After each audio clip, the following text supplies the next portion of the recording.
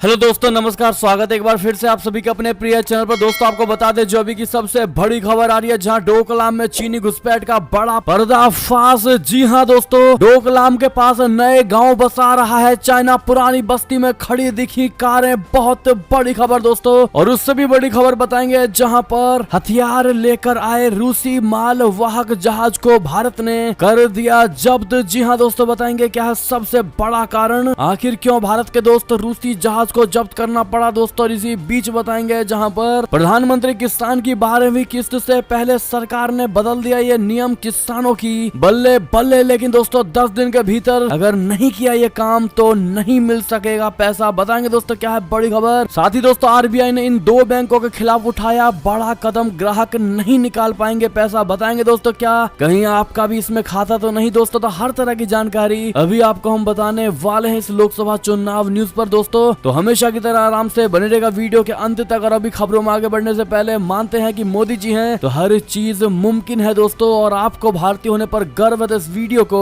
अभी कर दीजिए लाइक, चैनल को कर दीजिए सब्सक्राइब, बेल आइकन दबाइए, साथ ही कमेंट बॉक्स में लिख दीजिएगा जय हिंद। जी हाँ दोस्तों, तो चलते हैं पहली और सबसे बड़ी खबर की तरफ, जहाँ डोकलाम में चीनी घुसपैठ का हुआ पर्दाफाश। भूटान की जमीन पर तेजी से बसा रहा है गाँव, घरों के बाहर दिखाई दी है गाड़ियां। जी हाँ दोस्तों, चीन ने भारत की सीमा से सटे डोकलाम के पास 2 गांवों को पूरी तरह से बसा लिया है दोस्तों। नई सैटेलाइट तस्वीरों में लगभग हर घर के दरवाजे पर कारों को खड़ा दिखाया गया है। ये गांव उस जगह से 9 किलोमीटर की दूरी पर है जहां 2017 में भारतीय और चीनी सेना का आमना सामना हुआ था। चीन इस गाँव को पगंडा कहता है दोस्तों, जबकि ये पूरी तरह से भूटान की जमीन पर बसा हुआ है। पगंडा को कनेक्टिविटी उपलब्ध करवाने के लिए चीन ने हर मौसम में खुला रहने वाला सड़क भी बनाया है दोस्तों। विशेषज्ञों का मानना है कि सीमा के नजदीक गांवों को बसाना चीन की दूसरों की जमीन कब जाने का पुराना तरीका है। चीन ने अमोचू नदी के किनारे भूटानी क्षेत्र में 10 किलोमीटर अंदर कम से कम 4 गांवों को बसाया है। बहुत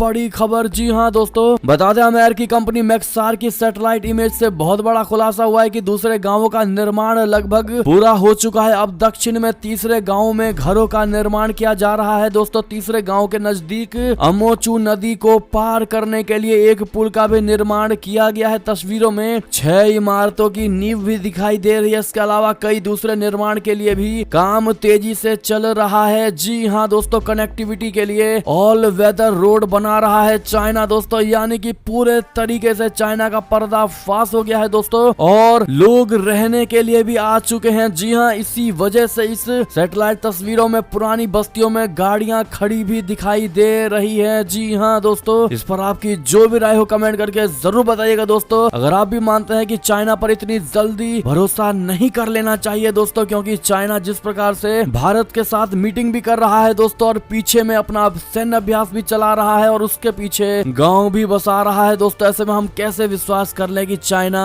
भारत के साथ मुद्दों पर बातचीत को ठंडा करना चाहता है। आपको जो भी लगता हो, भारत सरकार को आप क्या नसीहत देना चाहेंगे दोस्तों एक सच्चे देश भक्त होने के नाते दोस्तों, जवाब जरूर दीजिएगा। वीडियो को अधिक से अधिक शेयर करिएगा दोस्तों व्हाट्सएप, फेसबुक, ट्विटर पर। एक और बड़ी खबर की बात करें, जहां भारत को गैस सप्लाई में रूस की बहुत बड़ी चूक, विकल्पों की तलाश शुरू। जी हां, रशिया तरलीकृत प्राकृतिक गैस बोले तो एलएनजी की कम से कम 5 खेपे भारत भेजने में चूक की है। जानकारी के मुताबिक मॉस्को द्वारा भारत को गैस की आपूर्ति करने वाली कंपनियों में से एक पर जवाबी प्रतिबंध लगाए जाने के बाद ऐसा हुआ है। इसके बाद भारत को एलएनजी की कम से कम 5 खेपों की आपूर्ति में चूक हुई है। भारत की गैस कंपनी गेल इंडिया लिमिटेड ने रूसी गैस उत्पादक कंपनी गैज़प्रोम के साथ एक सौदा किया था दोस्तों। ये सौदा गैज़प्रोम की सिंगापुर स्थित इकाई से सालाना 28 लाख टन एलएनजी का आयात करने को लेकर था। जून से अब तक गैज़प्रोम इस अनुबंध के तहत एलएनजी की 5 खेपों की आपूर्ति करने में चूक गई। जी हाँ दोस्तों, इसी से जुड़ी बड़ी खबर बता दें, जहां हथियार लेकर आए रूसी मालवाहक जहाज को भारत ने किया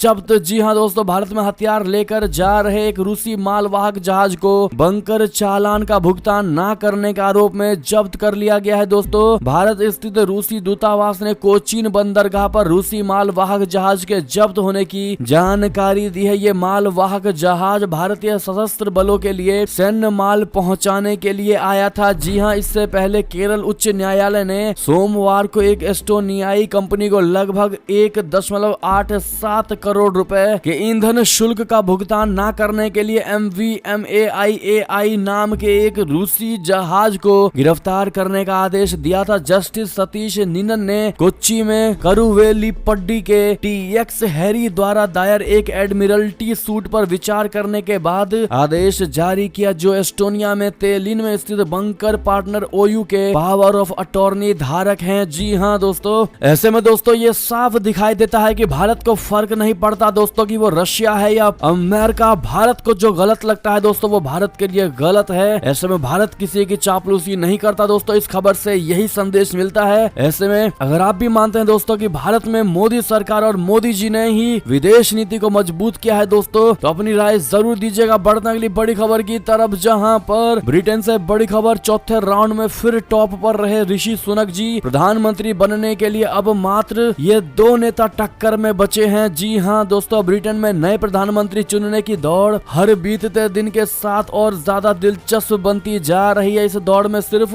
एक ट्रेंड शुरुआत से अभी तक समान चल रहा है। भारतीय मूल के ऋषि सुनक का आगे रहना, बने रहना दोस्तों। चौथे राउंड में भी ऋषि सुनक ने अपने विरोधियों को परास्त कर दिया है। उन्होंने कुल 118 वोट प्राप्त किए हैं। वहीं केमी बेडेनोच मात्र 59 वोट के साथ इस रेस से बाहर हो चुकी हैं दोस्तों। वैसे इस दौड़ में ऋषि सुनक को पेनी मोरडाउंट और लिज ट्रस से कड़ी टक्कर मिल रही है। चौथे राउंड में एक तरफ मोरडाउंट को 92 वोट पड़े हैं तो ट्रस भी 86 वोट लेने में कामयाब रहे हैं, लेकिन हमेशा की तरह ऋषि सुनक ने एक बड़ी बढ़त बना रखी है। अब बुधवार को यह साफ हो जाएगा कि कौन 2 नेता ब्रिटेन के प्रधानमंत्री बनने के और करीब पहुंचने वाले हैं। जी हाँ दोस्तों, प्रधानमंत्री की इस रेस में ऋषि सुनक को आगे बने रहना बहुत बड़ी बात है दोस्तों। हाल ही में ऐसी खबर आई थी कि बोरिस जॉनसन सुनक को बतौर प्रधानमंत्री नहीं देखना चाहते हैं। वे किसी भी दूसरे उम्मीदवार को समर्थन देने के लिए तैयार हैं, लेकिन सुनक को बतौर PM नहीं देखना चाहते। बोरिस जॉनसन के मुताबिक उनकी PM कुर्सी ऋषि सुनक की वजह से ही गई है। दावा तो ये भी कर दिया गया है दोस्तों कि पिछले कई महीनों से सुनक इसकी तैयारी कर रहे थे। ऐसे में दोस्तों अगर आप भी मानते हैं कि ऋषि सुनक के आगे बढ़ते हुए देख बोरिस जॉनसन बौखलाए हुए हैं दोस्तों और वो नहीं चाहते कि ऋषि सुनक प्रधानमंत्री बने और यही बड़ा कारण हो सकता है दोस्तों, तो अपनी राय जरूर दीजिएगा और आप सभी लोग एडवांस में इनको ऑल द बेस्ट जरूर कह दीजिएगा। बढ़ते अगली बड़ी खबर की तरफ, जहां भारत चीन प्रतिद्वंदी के बजाय भागीदार बने। जी हाँ दोस्तों, ऐसा हम नहीं, शी जिनपिंग के पिट्ठू मीडिया ग्लोबल टाइम्स का है ये सुर। जी हाँ दोस्तों, अब बदलने लगा जिनपिंग के पिट्ठू मीडिया ग्लोबल टाइम्स का सुर। जी हाँ, चीन का सरकारी मीडिया ग्लोबल टाइम्स ने 16वें दौर की सैन्य वार्ता के बाद भारत पर जमकर प्यार छलकाया है। ग्लोबल टाइम्स ने अपने संपादकीय में लिखा है कि भारत और चीन को प्रतिद्वंदी बनाने के बजाय भागीदार बनाने के लिए काम करना चाहिए। इतना ही नहीं, इस लेख में ये भी कहा गया है दोस्तों कि अमेरिका और पश्चिमी मीडिया भारत और चीन संबंधों में दरार डालने की कोशिश कर रही है। ऐसे में भारत और चीन को अमेरिका के जनमत के उत्पीड़न का विरोध करना चाहिए। दोनों को अपने भाग्य को अपने हाथों में रखना चाहिए और अपने अपने देश के विकास पर फोकस करना चाहिए। ग्लोबल टाइम्स चीन का सरकारी अखबार है दोस्तों, जो कई मौकों पर भारत के खिलाफ जहर उगल चुका और ऐसे में ग्लोबल टाइम्स का भारत को लेकर दोस्तों मीठा सुर अब शोभा नहीं देता। क्या कहते हैं दोस्तों आप लोग? राय सुझाव जरूर दीजिएगा। हो सकता है इसके पीछे बहुत बड़ा और भी कारण हो दोस्तों, अपने आप को सही दिखाने की कोशिश कर रहा हो चाइना। आपको क्या लगता है जरूर बताइएगा। बात करें अगली खबर की, जहां नहीं थम रही है जंग। रशिया ने यूक्रेन के ओडेसा में दागी मिसाइलें ईरान के लिए रवाना हुए पुतिन। जी हां, पिछले कई महीनों से रशिया और यूक्रेन के बीच जारी जंग थमने का नाम नहीं ले रही है दोस्तों। तो वहीं मंगलवार को रूस के सुरक्षा बलों ने दक्षिणी यूक्रेन के बंदरगाह वाले शहर ओडेसा में बमबारी की है दोस्तों। रशिया ने इस शहर के आसपास के गांवों पर मिसाइलें दागी हैं, जिसमें कई इमारतें, एक स्कूल और एक सामुदायिक केंद्र रूसी बमबारी का निशाना बन गए दोस्तों। तो वहीं दूसरी ओर रूस के राष्ट्रपति व्लादिमीर पुतिन ईरान रवाना हो चुके हैं, जहां वे यूक्रेन के अनाज के निर्यात को खोलने के लिए संयुक्त राष्ट्र समर्थित प्रस्ताव पर चर्चा करेंगे। जी हां दोस्तों, मंगलवार सुबह रूसी सेना ने ओडेसा क्षेत्र में 7 कैलिबर क्रूज मिसाइलें दागी हैं दोस्तों। रशिया के रक्षा मंत्रालय ने इसकी जानकारी दी है। रूसी रक्षा मंत्रालय ने कहा कि रूसी सेना का लक्ष्य बिलेंके गांव में बना यूक्रेनी सैन्य ठिकाना था। एक और खबर की बात करें दोस्तों, जहां दरकने लगा है जेलेंस्की का किला। रूस से मिली भगत का आरोप लगाकर हटा रहे हैं अधिकारियों को। जी हां दोस्तों, 5 देशों में नियुक्त राजदूतों को उनके पद से हटाने के बाद अब यूक्रेन यूक्रेन के राष्ट्रपति व्लादिमीर जेलेंस्की ने अपनी सरकार के 2 महत्वपूर्ण पदाधिकारियों को उनके पद से हटा दिया है। राजदूतों की तरह इन पदाधिकारियों पर भी रशिया से मिली भगत करने का आरोप लगाया है। दोस्तों, अंतरराष्ट्रीय मीडिया जेलेंस्की के कुछ आलोचकों की छपी टिप्पणियों के मुताबिक राष्ट्रपति ऐसे तमाम लोगों पर रशिया से मिल जाने का शक करने लगे हैं जो उन्हें बातचीत से समाधान की सलाह दे रहे हैं, जबकि युद्ध की बाजी यूक्रेन के हाथ से निकलती देख अब ऐसे अधिकारियों की संख्या बढ़ रही है जो रशिया से बातचीत आगे बढ़ाने का पक्ष ले रहे हैं। आलोचकों का ये भी कहना है कि अगर जेलेंस्की सरकार में ऊंचे पदों पर तैनात अधिकारी रूस से मिली भगत कर रहे हैं तो इसे जेलेंस्की की एक बहुत बड़ी नाकामी ही माना जाएगा। बढ़ते दोस्तों अगली खबर की तरफ, जहां पर श्रीलंका में हालात हुए और भी ज्यादा खराब। भारतीय अधिकारी पर भी हुआ हमला, उच्चायोग ने सचेत रहने की दी है चेतावनी। जी हां दोस्तों, आर्थिक और राजनीतिक संकटों का सामना कर रहे श्रीलंका में प्रदर्शन के दौरान वहां तैनात एक भारतीय अधिकारी घायल हो गया है। दोस्तों, भारतीय उच्चायोग ने मंगलवार को इसके बारे में जानकारी देते हुए वहां भारतीय नागरिकों से हालात से अपडेट रहने को कहा है। भारतीय उच्चायोग ने कहा है कि देश के वर्तमान हालातों को देखते हुए भारतीय नागरिक सचेत रहें, हालात को देखते हुए अपनी आवाजाही करें। जी हां दोस्तों, भारतीय उच्चायोग ने इस घटना को लेकर ट्वीट भी किया है। दोस्तों, भारतीय उच्चायोग ने अपने ट्वीट में कहा है कि उसके अधिकारियों ने सुबह भारतीय नागरिक और भारतीय वीजा केंद्र के निदेशक विवेक वर्मा से मुलाकात की जो सोमवार रात कोलंबो के पास बेवजह किए गए हमले में गंभीर रूप से घायल हो गए। जी हां दोस्तों, बढ़ते अगली बड़ी खबर की तरफ, जहां कंगाल हो चुके श्रीलंका में भारतीय कंपनियों ने 6 महीने में लगा दिए 270 करोड़। जी हां दोस्तों, पड़ोसी देश श्रीलंका गंभीर आर्थिक संकट से जूझ रहा है। दोस्तों, वहां लोगों को खाने पीने की वस्तुएं और दवा जैसी बुनियादी चीजें भी नहीं मिल पा रही हैं। श्रीलंका को इस आर्थिक संकट से निकालने में भारत पड़ोसी पहले ही नीति के तहत मदद कर रहा है। भारत इस साल अब तक $3.5 अरब यानी 27,000 करोड़ रुपए से ज्यादा की मदद कर चुका है। इसके अलावा खाने पीने का सामान और दवाओं जैसी बुनियादी जरूरतों को भी पूरा कर रहा है। दोस्तों, इतना ही नहीं, श्रीलंका के केंद्रीय बैंक को रिजर्व बैंक ऑफ इंडिया को जो $1 अरब का भुगतान करना था उसे भी अभी टाल दिया गया है। साथ ही भारत ने श्रीलंका को $40 करोड़ का भुगतान अपनी ही करेंसी से करने को कहा है। आरबीआई का कर्ज लौटाने के लिए श्रीलंका को भारत ने 3 महीने का समय भी दिया है। दोस्तों, अगली बड़ी खबर की बात करें, जहां पर अमेरिका के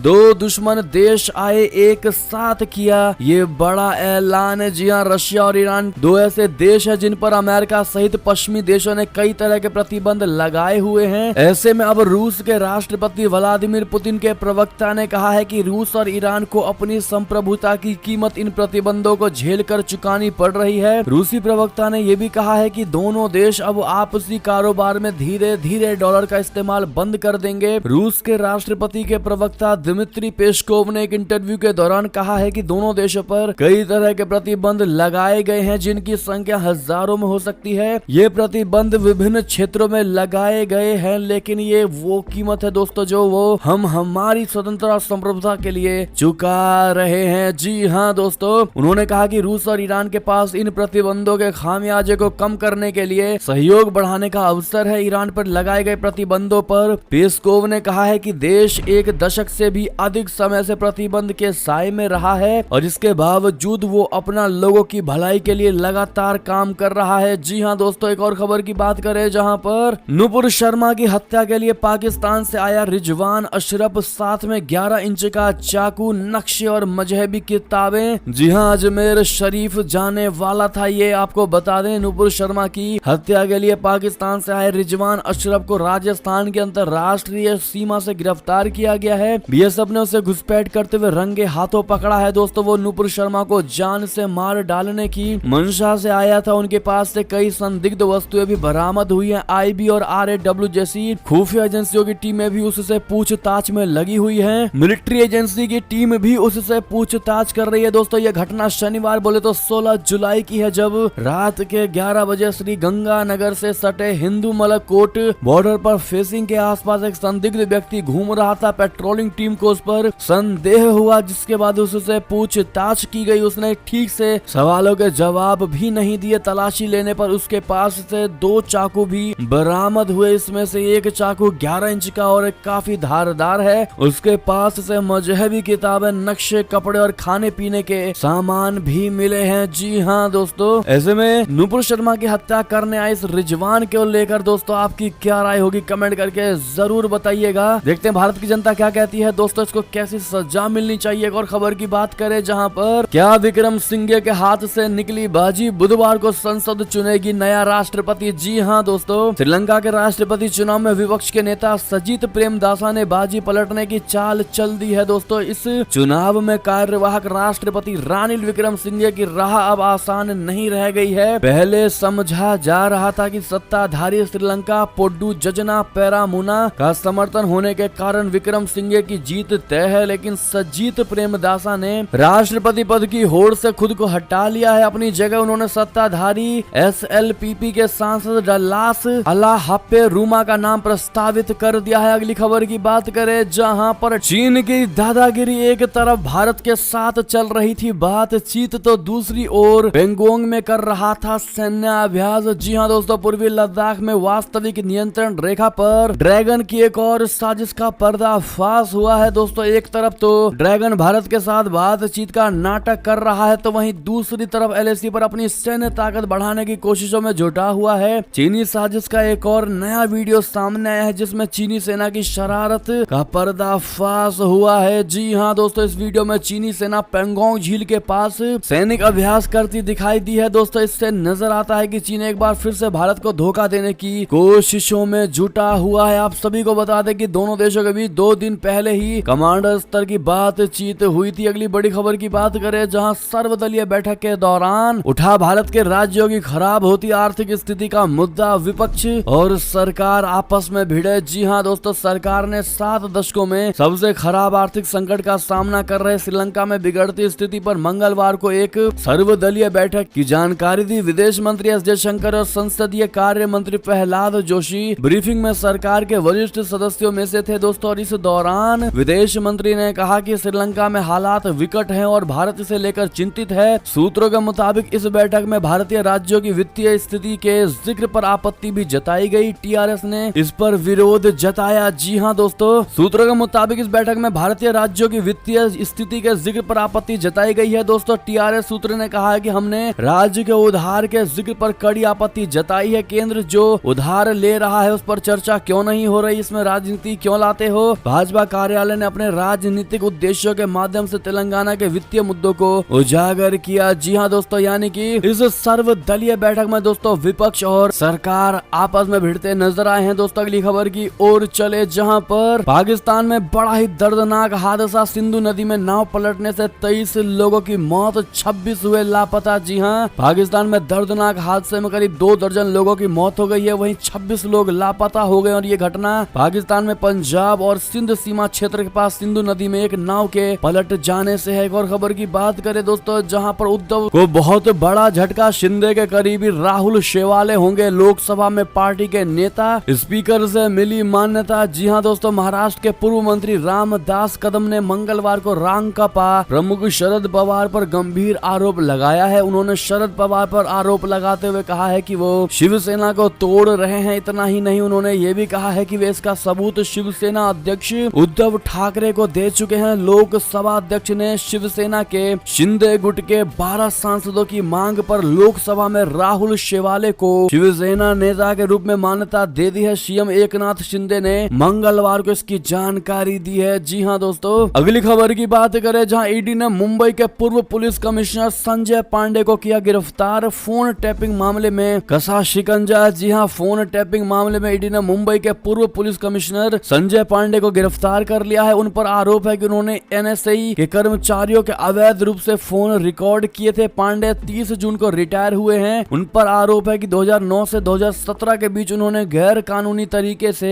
NSE के कर्मचारियों के फोन रिकॉर्ड किए। इसके लिए ISEC सर्विस प्राइवेट लिमिटेड नाम की कंपनी ने उन्हें 4 करोड़ 45 लाख रुपए दिए थे। जी हां दोस्तों, बढ़ते अगली खबर की तरफ जहां पर योगी आदित्यनाथ जी सरकार की कैबिनेट बैठक में 55 प्रस्ताव हुए पास, होगा 18 नई नगर पंचायत का गठन। जी हां दोस्तों, प्रदेश की योगी आदित्यनाथ सरकार की कैबिनेट बैठक कल लोक भवन में संपन्न हो गई दोस्तों। कैबिनेट बैठक में 55 प्रस्तावों को मंजूरी दे दी गई। कल कैबिनेट की बैठक में 56 प्रस्ताव आए थे जिनमें से 55 को मंजूरी दी गई है दोस्तों। 18 नई नगर पंचायत के गठन को मंजूरी देने के साथ 20 नगरीय निकाय के सीमा विस्तार को भी हरी झंडी दे दी गई है। मुख्यमंत्री योगी आदित्यनाथ जी की अध्यक्षता में संपन्न कैबिनेट बैठक के बाद मंत्री सूर्य प्रताप शाही तथा अनिल राजभर ने फैसलों की जानकारी दी है। जी हाँ दोस्तों, एक और खबर की बात करें जहां पर झारखंड के सीएम सोरेन के विधायक प्रतिनिधि पंकज मिश्रा को ईडी ने किया गिरफ्तार। अकाउंट में मिले थे करोड़ों रुपए। जी हाँ दोस्तों, प्रवर्तन निदेशालय यानी ईडी ने झारखंड के मुख्यमंत्री हेमंत सोरेन के विधायक प्रतिनिधि पंकज मिश्रा को उनके और अन्य के खिलाफ मनी लॉन्ड्रिंग मामले की जांच के सिलसिले में मंगलवार को गिरफ्तार कर लिया है। दोस्तों, गिरफ्तारी से पहले ईडी ने कल मिश्रा से घंटों तक पूछताछ की थी। जी हाँ, ईडी के अधिकारियों ने बताया कि पंकज मिश्रा को prevention of money laundering act की आपराधिक धाराओं के तहत गिरफ्तार किया गया है। दोस्तों, अगली बड़ी खबर की बात करें जहां प्रधानमंत्री किसान पर सरकार ने दी बहुत बड़ी जानकारी। 10 दिन के भीतर करें ये काम वरना नहीं मिलेगा पैसा। जी हाँ दोस्तों, अगर आप भी प्रधानमंत्री किसान योजना के लाभार्थी हैं तो आपके लिए जरूरी खबर है। सरकार ने इस योजना में अब तक कई बदलाव कर दिए हैं। अगर आपको भी इस योजना का लाभ मिलता है तो फटाफट इससे जुड़ा बहुत बड़ा काम है दोस्तों जो कर लें, वरना आपकी गलती अगली किस्त अटक जाएगी। जी हाँ, अगर आपने भी अब तक इस योजना के तहत ई-केवाईसी नहीं करवाई है तो जल्दी करवा ले, क्योंकि ई-केवाईसी की लास्ट डेट बेहद नजदीक है। जी हाँ, केंद्र सरकार ने अब इस योजना का लाभ पाने के लिए ई-केवाईसी को अनिवार्य कर दिया है। सरकार ने इसके लिए 31 जुलाई की डेडलाइन तय कर दी है। जी हाँ, पीएम किसान पोर्टल यानी pmkisan.gov.in पर इसकी जानकारी दी गई है। दोस्तों, बाकी सारी जानकारी हमने स्क्रीन पर दे ही दी है। इससे जुड़ी अगली खबर की बात करें जहां पर पीएम किसान सम्मान निधि की 12वीं किस्त का देश के 10 करोड़ से भी ज्यादा किसानों को इंतजार है दोस्तों, लेकिन 12वीं किस्त के खाते में आने से पहले ही सरकार ने एक और बड़ा बदलाव कर दिया है। दोस्तों, इसके तहत लाभार्थी अपने आधार नंबर से अब स्टेटस नहीं देख पाएंगे। जी हाँ, सरकार की तरफ से एक और सुविधा को लाभार्थियों के लिए बहाल किया गया है। जी हाँ दोस्तों, अगली बड़ी खबर की बात करें जहां वित्त मंत्री ने किया बहुत बड़ा ऐलान। आटा, दाल, चावल समेत इन 14 चीजों पर नहीं लगेगा कोई भी जीएसटी। जी हाँ दोस्तों, जीएसटी बैठक के बाद वित्त मंत्री ने जानकारी दी थी कि 18 जुलाई से कई चीजों के दाम बढ़ जाएंगे। 18 जुलाई से तय की गई वस्तुओं के दाम में बदलाव भी हो गया है, लेकिन इस बीच आटा, चावल, दाल जैसी चीजों पर जीएसटी को लेकर लोगों में इस कंफ्यूजन को दूर करते हुए वित्त मंत्री ने बड़ी जानकारी दी है। दरअसल केंद्रीय वित्त मंत्री निर्मला सीतारमण ने कल एक लिस्ट शेयर करते हुए बताया है कि लिस्ट में मौजूद सभी 14 चीजों को यदि खुला यानी लूज बेचा जाएगा, अर्थात बिना पैकिंग के बेचा जाएगा, तो उन पर जीएसटी की कोई भी दरें लागू नहीं होंगी। इसमें दाल, गेहूं, बाजरा, चावल, सूजी और दही, लस्सी जैसी रोजमर्रा में इस्तेमाल होने वाली कई महत्वपूर्ण चीजें शामिल है, जिसकी लिस्ट हमने स्क्रीन पर दे दी है। दोस्तों, आप देख ही पा रहे होंगे 1 से लेकर 14 तक की ये लिस्ट है दोस्तों, जहां पर कितना वाट रेट होने वाला है दोस्तों, कितने प्रतिशत का, वो भी आप देख पा रहे होंगे। जी हाँ, अगली खबर की बात करें जहां आरबीआई ने इन 2 बैंकों के खिलाफ उठाया बड़ा कदम। ग्राहक नहीं निकाल पाएंगे अब पैसा। जी हाँ, आपका खाता भी तो नहीं है इसमें। बता दें, आजकल सभी के अकाउंट्स किसी न किसी बैंक में होते हैं। ऐसे में बैंक ग्राहकों के लिए जरूरी खबर है। भारतीय रिजर्व बैंक ने 2 सहकारी बैंकों पर सख्त प्रतिबंध लगाया है, जिसका सीधा असर बैंक के ग्राहकों पर पड़ेगा। दरअसल आरबीआई के इस